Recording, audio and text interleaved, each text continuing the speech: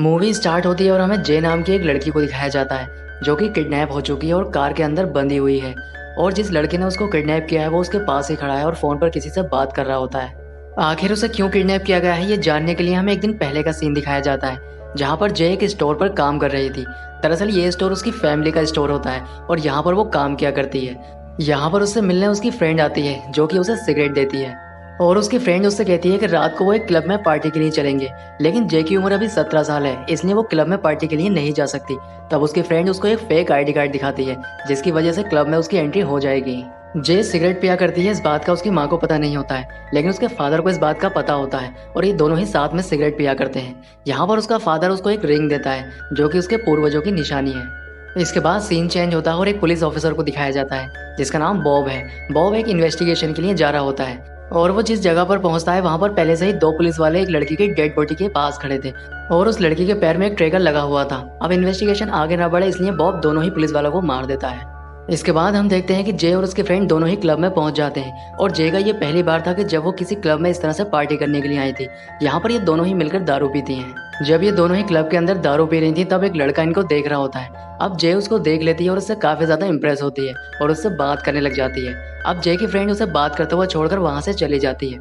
जे उससे काफी देर बात करती है। वो लड़का उसे घर छोड़ने के लिए कहता है और अपनी कार से घर छोड़ने के लिए निकल जाता है, लेकिन रास्ते में वो अपनी कार को रोक देता है और अपने पीछे आ रही कार वाले आदमी से बात करने के लिए चला जाता है। तब जे देखती है कि उसकी कार के अंदर कई सारी ड्रेसेस रखी थी, यानी कि वो फायर फाइटिंग का आदमी नहीं था। उसे उस पर शक होता है और वो वहां से भागने लगती है, लेकिन तभी वो लड़का उसको पकड़ लेता है। अब सीन चेंज होता है और जे एक ट्रक के अंदर होती है। वो कहाँ जा रही थी उसको खुद भी पता नहीं होता है। इसके बाद एक आदमी आता है और जे को अपने साथ ले जाता है। अब जे एक हॉस्पिटल के अंदर होती है जहाँ पर उसे जबरदस्ती इंजेक्शन दिया जाता है और वो बेहोश हो जाती है। जे की जब आंख खुलती है तब वो एक रूम के अंदर होती है और उसके पैर में ट्रेकर लगा था और इस रूम में कई सारी लड़कियां थीं जो उसी की तरह किडनैप करके यहाँ लाई गई थी।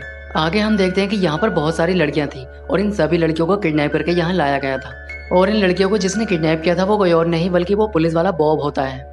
यहाँ पर बॉब सभी लड़कियों को एक एक करके अपने पास बुलाता है और उन्हें एक गिफ्ट देता है जिसमें एक बिल्ली होती है। अब ये सभी लड़कियां अपनी अपनी बिल्लियों को उठा लेती हैं और उनके साथ खेलने लगती हैं। यहाँ पर उनका दिल लगाने के लिए कोई चीज़ नहीं थी इसलिए उनको बिल्ली दी जाती है। अब ये सभी लड़कियां अपनी बिल्लियों को ले जाकर उन्हें खाना खिलाने लगती हैं। इसके बाद ये नहाने के लिए चली जाती हैं जहाँ पर एक नर्स आती है और इन्हें एक ड्रग्स देने लगती है। इसके बाद यहाँ पर वॉन आता है। वॉन सभी लड़कियों में से कुछ लड़कियों को सिलेक्ट करने लगता है जिसमें जे को भी सिलेक्ट करता है और अपने साथ एक बैन में ले जाने लगता है। इन सभी लड़कियों को एक जगह पर ले जाया जाता है जहाँ पर इनका फोटो शूट होता है और इनके कुछ वीडियोस बनाए जाते हैं। जे के लिए ये काफी अजीब था और उसके लिए ये जगह काफी शर्मनाक भी थी।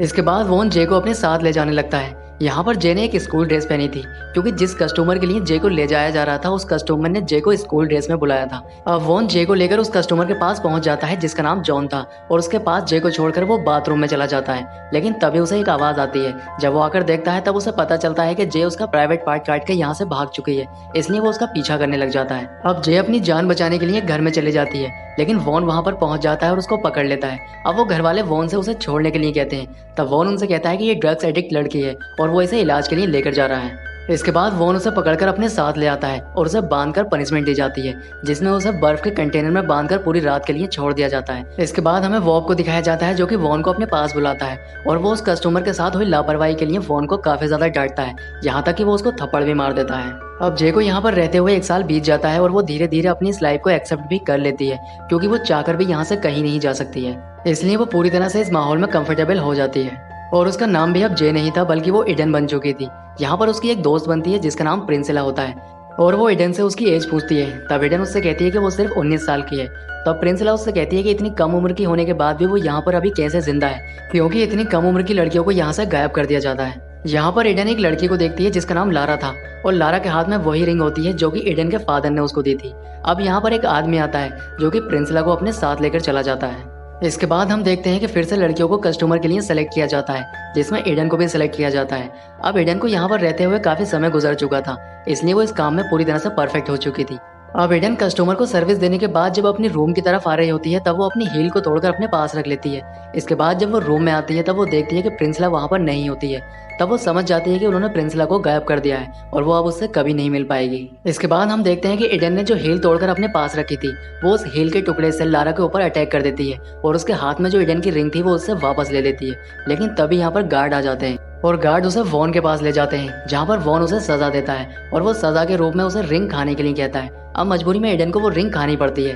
अब एडन उसके सामने रोने लगती है और उसे भड़काने की कोशिश करती है। वो उससे कहती है कि यहाँ पर सभी लड़कियां तुम्हारी मजाक बनाती हैं, जो मुझे अच्छा नहीं लगता है। यहाँ पर सभी लड़कियां यही कहती हैं कि तुम सिर्फ एक नौकर हो और यहाँ पर वॉब तुम्हें जैसे चाहे वैसे चला सकता है। लेकिन वॉन उस समय उसकी बात पर ध्यान नहीं देता है। अब वो कुछ लड़कियों को रेडी करके एक पार्टी में लेकर जाता है, जहाँ पर वो कस्टमर को सर्विस दे सके। लेकिन सर्विस देने के बाद वो कस्टमर वॉन को पूरे पैसे देने के लिए मना कर देता है। वो उससे कुछ पैसे काटने के लिए कहता है, जिस पर वॉन का उससे झगड़ा हो जाता है। लेकिन वो कस्टमर वॉन के ऊपर गन निकाल लेता है। तब एडन उसका साथ देती है और वो उसको बचाकर वहां से ले आती है। आगे सीन में हम देखते हैं कि एडन ने वॉन के कहने पर जो रिंग खा ली थी वो उसको टॉयलेट में जाकर निकाल लेती है और उसको धोकर अपनी उंगली में पहन लेती है, क्योंकि वो रिंग उसकी फैमिली की आखिरी निशानी थी और उसको उसकी फैमिली की याद दिलाती है। इसलिए वो रिंग उसके लिए काफी इंपॉर्टेंट थी।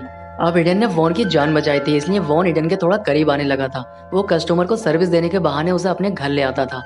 एक दिन एडन को वो अपने घर लेकर आता है, जहाँ पर एडन एक तस्वीर देखती है। उस तस्वीर में वही आदमी था जिसने उसको किडनैप किया था। आगे सीन में हम लारा को देखते हैं, जो कि इन सभी लड़कियों की एक तरह से मैनेजर थी और इन सभी लड़कियों को कस्टमर के लिए अलग अलग जगहों पर भेजा करती थी। अब वॉन उससे ये काम लेकर एडन को दे देता है, क्योंकि वो एडन पे ज्यादा भरोसा करने लगा था। अब ये बात लारा को काफी बुरी लगती है और उसे काफी गुस्सा भी आता है। अब एडन को ये काम मिलने के बाद वो अपने काम को काफी अच्छे से करती है, जिससे वो वॉन का भरोसा जीत सके। इसके बाद हम वॉब को देखते हैं, जो कि एक सेमिनार में ड्रग्स के ऊपर स्पीच दे रहा होता है। स्पीच देने के बाद उसे एक पुलिस ऑफिसर मिलता है, जो कि बॉब से उस केस के बारे में बात करता है जब 2 पुलिस वाले मारे गए थे, जबकि उन पुलिस वालों को बॉब ने ही मारा था। लेकिन इस बात का उस पुलिस ऑफिसर को पता नहीं होता है। यहाँ पर वो बॉब से कहता है कि वहाँ पर एक लड़की भी थी जिसके पैर में एक ट्रैकर था और उस ट्रैकर की मदद से कातिल तक आसानी से पहुंचा जा सकता था। यहाँ पर बॉब काफी डर जाता है, क्योंकि इस सब के पीछे बॉब का ही हाथ था और इस पुलिस वाले को अगर इस बारे में कुछ भी पता चल जाता है तो बॉब की मुश्किलें बढ़ सकती हैं। आगे सीन में हम वॉन को देखते हैं, जो कि एडन के साथ एक जगह पर आया होता है, जहाँ पर बॉब उसका इंतजार कर रहा था। यहाँ पर वॉन अपनी गाड़ी से 2 बॉडी निकालता है और ये उन बॉडी को लेकर लेक के बीच में जाते हैं और उन्हें पानी में फेंक देते हैं। यहाँ पर बॉब वॉन की फिर से बेइज्जती करने लगता है। अब ये बात वॉन को काफी बुरी लगती है और वो उस पर हमला कर देता है और उसे बुरी तरह से मार देता है। इसके बाद वो उसकी बॉडी को पानी में फेंक देता है। अब वॉब को मारने के बाद ये दोनों ही एक घर में जाते हैं। दरअसल उस घर के आदमी को भी ये बात पता थी कि ये वॉब को मारकर यहाँ पर आए हैं। यहाँ पर एडन वॉशरूम के लिए जाती है, तब वो देखती है कि उस घर के अंदर एक ऑपरेशन थिएटर है। इसके बाद वो एक रूम में जाती है, जहाँ पर उसे प्रिंसिला मिलती है। उसे देखकर वो काफी हैरान होती है। यहाँ पर प्रिंसिला एडन को बताती है कि वो प्रेग्नेंट है और उसका बच्चा जब पैदा हो जाएगा तो ये उसके बच्चे को बेच देंगे। इसके बाद एडन बाहर आ जाती है और वो देखती है कि बाहर टीवी पर बॉब के मरने की न्यूज आ रही थी। इसके बाद वॉन और एडन घर की तरफ आ रहे होते हैं।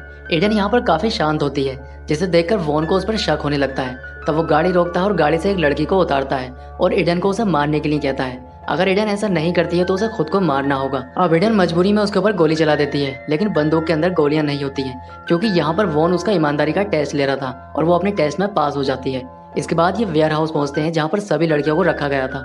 अब वॉन यहाँ से सभी लड़कियों को कहीं और शिफ्ट करने वाला था, क्योंकि बॉब के मरने के बाद यहाँ पर पुलिस कभी भी आ सकती थी। इसलिए सभी लड़कियों को यहाँ से कहीं और भेजने की तैयारी शुरू कर दी जाती है। उन सभी को एक ट्रक में भर दिया जाता है, लेकिन इस ट्रक में एडन नहीं होती है, क्योंकि एडन वॉन के साथ आने वाली थी। अब जाने से पहले वॉन एडन के साथ ड्रग्स की पार्टी करने वाला था, लेकिन ड्रग्स लेने से पहले वो बाथरूम के अंदर चला जाता है। अब एडन के पास ये आखिरी मौका था जब वो अपने आप को इस कैद से आजाद कर सकती है, इसलिए वो कीड़े मारने का स्प्रे लाती है और वॉन के ड्रग्स लेने वाले पाइप में डाल देती है।